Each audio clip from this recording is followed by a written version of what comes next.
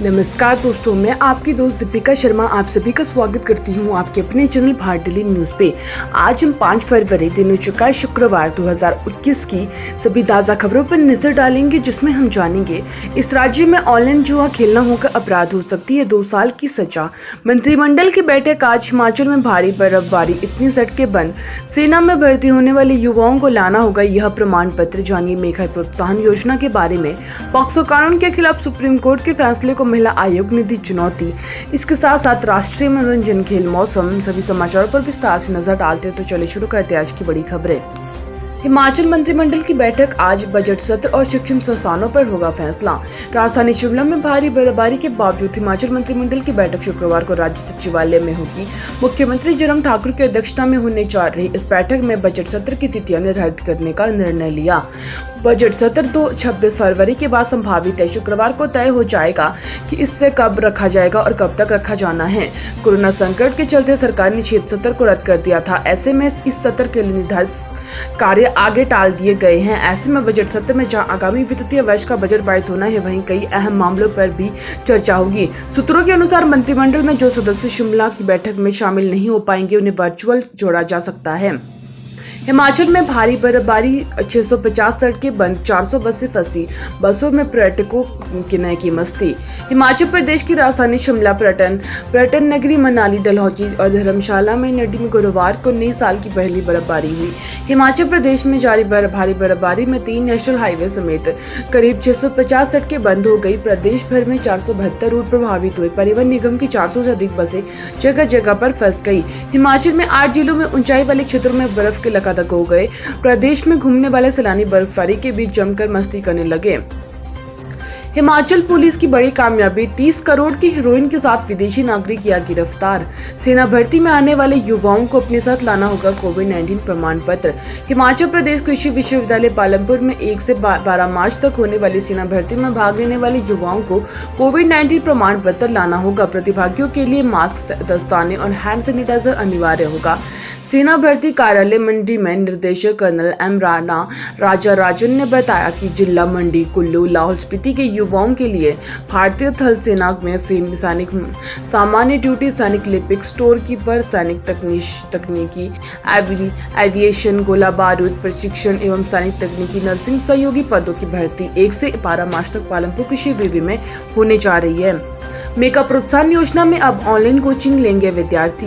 प्रतियोगी परीक्षार्थियों की परीक्षाओं की तैयारी करने के लिए हिमाचल प्रदेश सरकार मेधावी विद्यार्थियों को अब ऑनलाइन कोचिंग के लिए पैसा देगी। कोविड-19 को देखते हुए सरकार ने मेगा प्रोत्साहन योजना में संशोधन कर दिया है। पात्र विद्यार्थियों से 10 फरवरी तक ऑनलाइन या ऑफलाइन कोचिंग लेने के लिए संस्थान का चयन कर आवेदन करने को कहा है।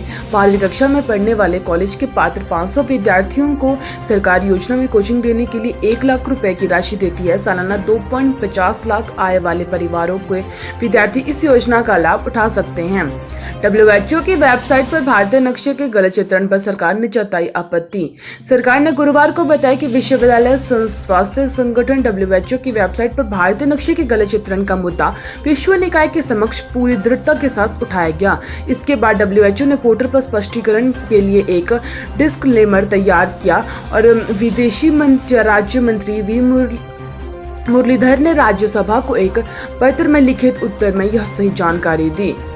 इस राज्य में ऑनलाइन जुआ खेलना होगा अपराध हो सकती है 2 साल तक की जेल। तमिलनाडु में सट्टेबाजी वाले रम्मी और पोकर जैसे ऑनलाइन गेम्स खेलने पर 2 साल तक की सजा हो सकती है। 10,000 रुपए तक का जुर्माना भी हो सकता है, या दोनों दंड एक साथ भी मिल सकते हैं। गुरुवार को राज्य विधानसभा के इस आशय पर बिल पेश किया गया और इस बिल पहले जारी किए जाने वाले अध्यादेश की जगह लेगा। पेश बिल में कुछ प्रावधानों को संशोधित किया गया, जिसमें बताया गया कि ऑनलाइन गेम या सट्टेबाजी नहीं खेली जाएगी और उल्लंघनकर्ता को 10,000 रुपए तक का जुर्माना और 2 साल तक की जेल हो सकती है। पॉक्सो कानून पर बॉम्बे हाई कोर्ट के फैसले के खिलाफ सुप्रीम कोर्ट में पहुंचा महिला आयोग। जाने क्या कहा। राष्ट्रीय महिला आयोग NCW ने बॉम्बे हाई कोर्ट पर उस फैसले को सुप्रीम कोर्ट में चुनौती दी और जिसमें कहा गया था कि किसी नाबालिग लड़की के सीने पर कपड़ों के ऊपर से हाथ लगाने को पॉक्सो एक्ट के तहत यौन हमला नहीं माना जा सकता। यौन हमले के लिए यौन मंशा के साथ त्वचा में संपर्क और त्वचा का संपर्क होना जरूरी है। मुख्य न्यायाधीश S बोबड़े की अध्यक्षता वाली सर्वोच्च अदालत की पीठ में हाईकोर्ट ने उक्त फैसले में 27 जनवरी को रोक लगा दी थी। वहीं राष्ट्रीय महिला आयोग ने अपनी याचिका में कहा कि अगर शारीरिक संपर्क की ऐसे विकृत व्याख्या की अनुमति दी गई तो इसका उन महिलाओं के बुनियादी अधिकारों पर प्रतिकूल प्रभाव पड़ेगा जो समाज के यौन अपराधों का शिकार होती है। साथ ही यह व्याख्या महिलाओं के हितों की रक्षा के मकसद में बनाए गए विभिन्न कानूनों के तहत निर्धारित लाभकारी विविध सुविधा सुरक्षा उपायों को कम करेगी। सुशांत सिंह ड्रग्स केस में मिला बड़ा सुराग, एनसीबी ने सेलिब्रिटी मैनेजर राहिला और समेत 3 लोगों को किया गिरफ्तार। सुशांत सिंह राजपूत मौत मामले में जुड़े ड्रग्स केस के नारकोटिक्स कंट्रोल ब्यूरो एनसीबी की कई गिरफ्तारियां कर ली हैं। एनसीबी ने सुशांत सिंह राजपूत से जुड़े ड्रग्स मामले में सेलिब्रिटी मैनेजर राहिला फर्जीवाला और बिजनेसमैन करण संजनी को गिरफ्तार किया। इसके ठीक पहले एनसीबी ने गुरुवार को जगताप सिंह आनंद को गिरफ्तार किया था। बताया जा रहा है कि जगपाल सिंह करमजीत उर्फ केजे उसका बड़ा भाई है जो कि केस में पहले गिरफ्तार हुआ था।